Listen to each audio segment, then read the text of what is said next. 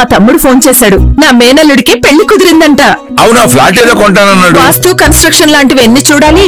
అంత ఈజీనా? ఇవన్నీ ఈజీ చేయడానికే కదా ఎంఆర్ కన్స్ట్రక్షన్స్ వాళ్ళు గుంటూరుకు 3 వైపులా 3 మంచి అపార్ట్మెంట్స్ నిర్మిస్తున్నారు. రామ్లో రాధాకృష్ణ, ఉజ్జనగూడలో యూవీ అర్బనైట్, తెనాలి రోడ్ లో కేవీ రెసిడెన్సీ. పక్కా వాస్తు, మంచి మెటీరియల్ వాడతారు. మేనేజ్మెంట్ బ్రహ్మాండంగా ఉంటుంది. 24 hours water supply. Moreover time కి డెలివరీ.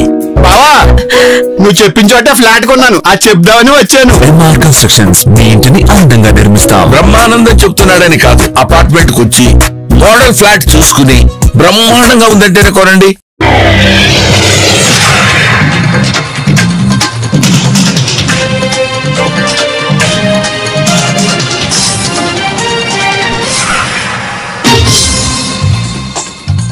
నమస్కారం, సిటీ న్యూస్ కి స్వాగతం.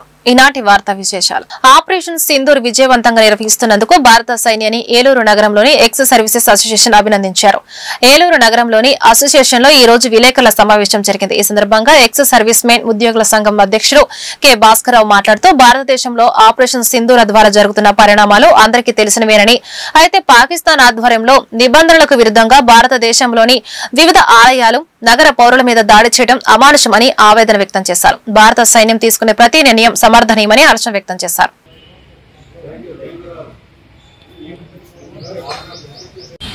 అప్పుడు ట్రాజడీగా ఏం జరిగిందో మీ అందరికీ తెలుసు. వారు ఒక కపుల్స్, నంబర్ ఆఫ్ కపుల్స్ విహారయాత్రకి వెళ్తే కాల్చి చంపేశారు. సో ఇంతకన్నా ఘోరం ఎక్కడ ఉండదు. అందుకనే మన భారతదేశంలోనే కాకుండా వరల్డ్ వైడ్ దీన్ని ఖండించారు. ఒకటి. రెండోది ఏంటంటే ఆ తర్వాత మనం 10 రోజులు 11 రోజులు గ్యాప్ ఇచ్చాం. అలా ఇంకా ఏమన్నా తప్పు తెలుసుకుని మాట్లాడతారేమో.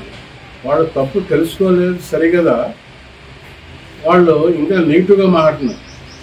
మా దగ్గర అవి ఉన్నాయి, మేము భారతదేశానికి చేస్తాం, అది చేస్తాం అని మాట్లాడారు. మన నాయకులు ఆశీతోసి అన్నీ ఆలోచించుకుని ఇప్పుడు ఈ ఉగ్రవాదుల్ని బ్యాక్గ్రౌండ్ అది. అయితే ఆ ఆపరేషన్ సింధూర్లో భాగంగా ఒకసారి వాళ్ళు వచ్చి మన మీదకి వచ్చి వాళ్ళు యుద్ధం చేస్తుంటే చూస్తా ఊరుకోరు కదా.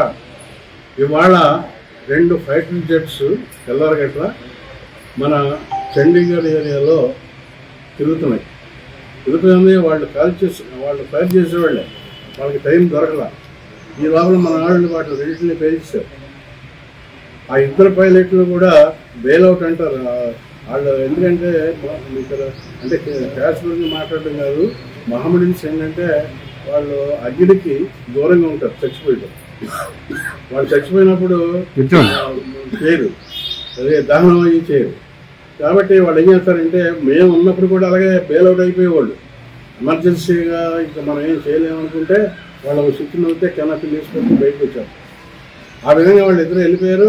మన ఇండియాలో బార్డర్లోనే ఉన్నారనుకుంటాడు. వాళ్ళ కోసం గాలింపు జరుగుతుంది. వాళ్ళు దొరుకుతారా లేదా అనేది మనం చెప్పలేం. ఎందుకంటే వాళ్ళకి వద్దు, మీరు అనవసరంగా మీరు తీస్తారని నిన్న కూడా ఆయన వాళ్ళతో మాట్లాడినట్లు వార్త వచ్చింది. సో అయినప్పటికీ కూడా ఇక్కడ ఉన్న సైన్యం ఏంటంటే వాళ్ళ పట్టు పోద్దని, వాళ్ళ పట్టు కోసమే చేస్తున్నారు. ఇప్పుడు వాళ్ళకి ఎలక్షన్స్ కూడా దగ్గరికి వస్తున్నాయి.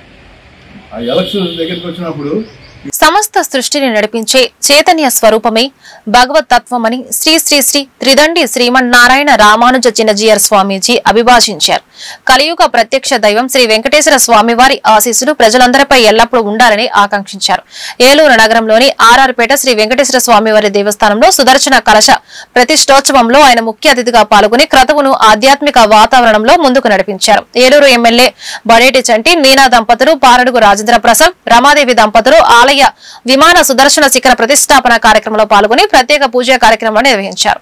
జై శ్రీమన్నారాయణ, జై శ్రీమన్నారాయణ, జై శ్రీమన్నారాయణ, జై శ్రీమన్నారాయణ, జై శ్రీమన్నారాయణ, జై శ్రీమన్నారాయణ, జై శ్రీమన్నారాయణ జై శ్రీమన్నారాయణ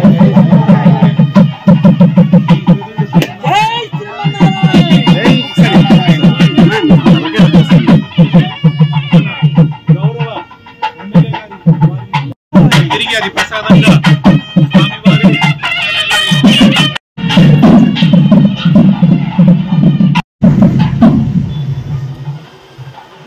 ఓం తత్కృష్ణ పరమం బలగం సదా పశ్యంతి సూరయః దివే వదక్షురాదనం తద్విప్రాసామి కన్యవో జాగ్రవాగం సస్సంధే విష్ణోర్యః పరమం పదం నారాయణాయ విద్మహే వాసుదేవాయ ధీమహి తన్నో విష్ణు ప్రచోదయాత్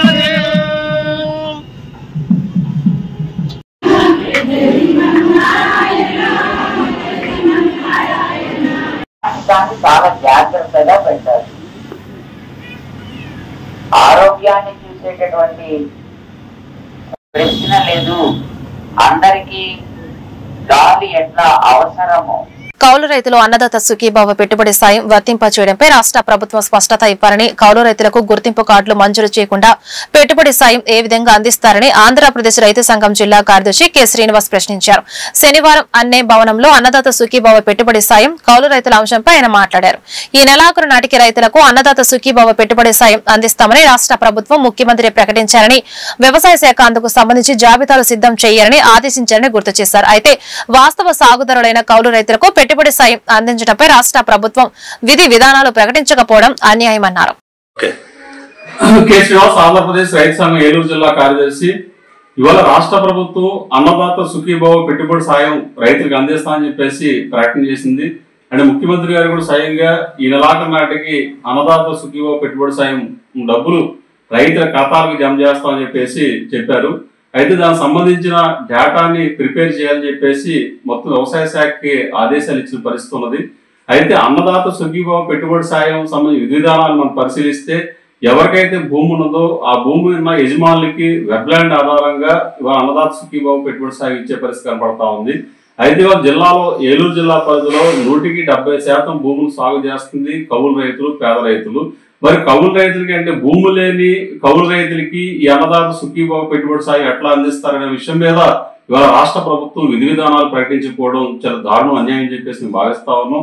ఎందుకంటే కష్టపడి పంటలు పండిస్తున్న వాస్తవ సాగుదారులుగా ఉన్న కౌలు రైతులకి ఇవాళ అన్నదాత సుఖీభావ పెట్టుబడి సాయం ఇవ్వకుండా కేవలం వ్యవసాయం చేయని భూములు కౌలుకి ఇచ్చిన భూ యజమానులకి ఇవాళ పెట్టుబడి సాయం ఇవ్వడం అంటే ఇది ఏ రకంగా వ్యవసాయాన్ని ప్రోత్సహించడం అని చెప్పేసి వాళ్ళు ప్రశ్నించాల్సిన పరిస్థితి ఉన్నది. ఒకవైపు ఏమో మాకు కౌలు రైతుల ప్రాధాన్యత ఉన్నది, మేము కౌలు రైతులను ఆదుకుంటాం అని చెప్పేసి ఎన్నికల్లో ఇటు చంద్రబాబు నాయుడు గారు చెప్పారు, అటు పవన్ కళ్యాణ్ గారు కూడా చెప్పారు. గతంలో అయితే పవన్ కళ్యాణ్ గారు అయితే ఇవాళ కౌలు రైతులకు సంబంధించి ఒక ప్రత్యేక మంత్రిత్వ శాఖ ఏర్పాటు చేయాలని, అట్లాగే గత ప్రతిపక్షంలో ఉండగా ఆయనే చనిపోయిన ఆత్మహత్య చేసుకున్న కౌలు రైతు కుటుంబానికి 1,00,000 రూపాయలు పరిహారం ఇచ్చి ఈ రకంగా మేము అధికారంలోకి వస్తే కౌలు రైతులు పూర్తి స్థాయి మేలు చేస్తాం, న్యాయం చేస్తాం అని చెప్పారు. మరి అన్నదాత సుఖీభావ పెట్టుబడి సాయం అందించాల్సిన పరిస్థితి వచ్చినప్పుడు ఇవాళ కౌలు రైతులకు సంబంధించి విధి విధానాలు ఎందుకు ప్రకటించలేదని చెప్పేసి అడుగుతా ఉన్నాం. కాబట్టి ఇవాళ వాస్తవ సాగుదారు అంటే గత ప్రభుత్వం ఏం చేసిందంటే ఇవాళ రైతు భరోసా ఇవ్వాల్సి వచ్చినప్పుడు కౌలు రైతులు సామాజిక తరగతులుగా విభజించి ఓసీ కౌలు రైతులకి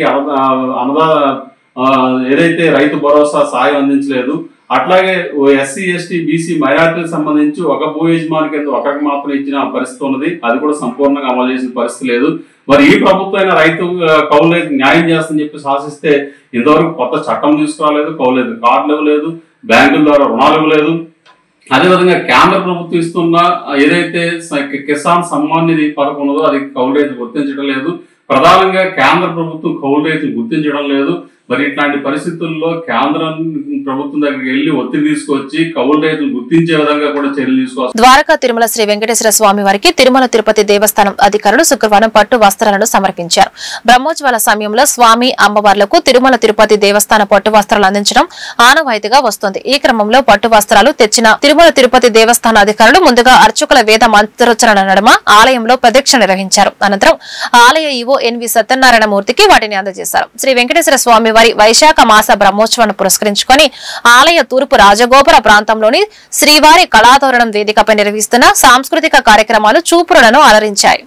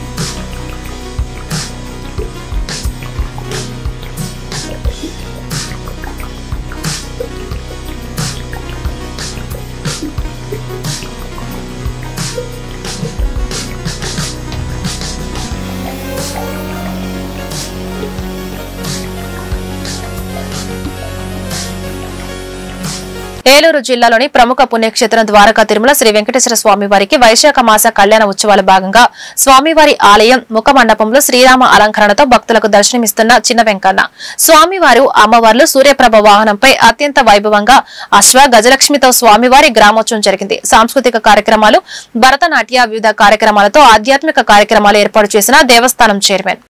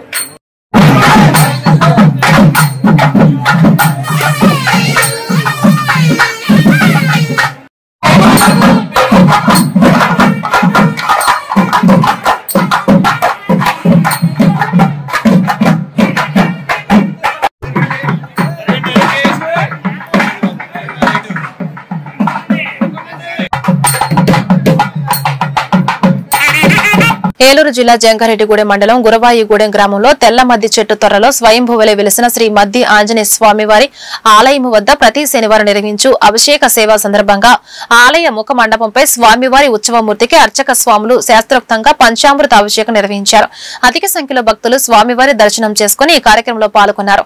మధ్యాహ్నం వరకు దేవస్థానంలో వివిధ సేవలు, విరాళాల ద్వారా 1,57,874 రూపాయలు సమకూర్చారు. స్వామివారి నిత్య అన్నదాన సత్రంలో అధిక సంఖ్యలో భక్తులు అన్నప్రసాదం స్వీకరించారు.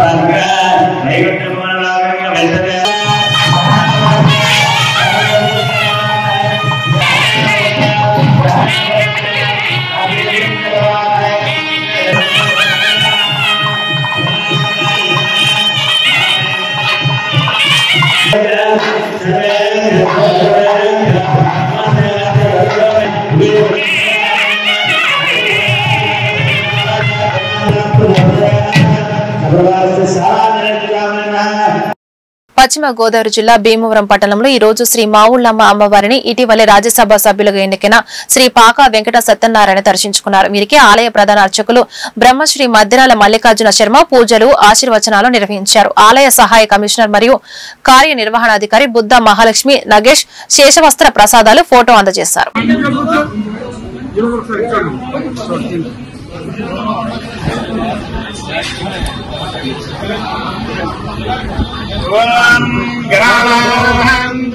గణపతిం భవామహే గభీరాముపమశ్రవస్తమం ఏత్తరాజం బ్రహ్మణాం బ్రహ్మణస్పదాన సున్నం నోదరుసేదసాదనం ఓం సత్సదే దేవస్తరస్యతే పవిత్రపదే పవిత్రపదే దే పవిత్రపదే పవిత్రేణ పవిత్రేణ పవిత్రపదే పవిత్రపదే పవిత్రేణ పవిత్రాపదే పవిత్రేణ యస్మై యస్మై పవిత్రేణ పవిత్రేణ యస్మై యస్మై యస్మై గంబునే పుడే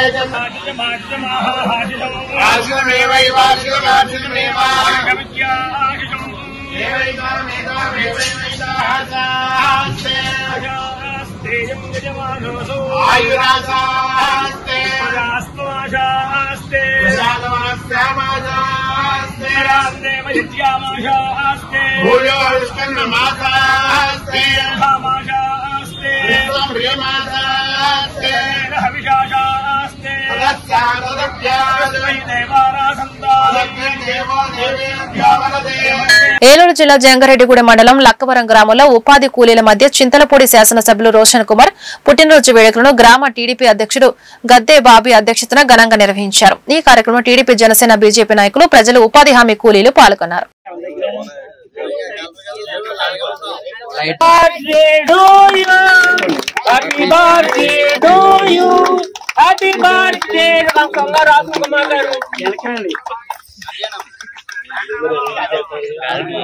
ఈ వార్తలు ఇంతటితో సమాప్తం. నమస్కారం.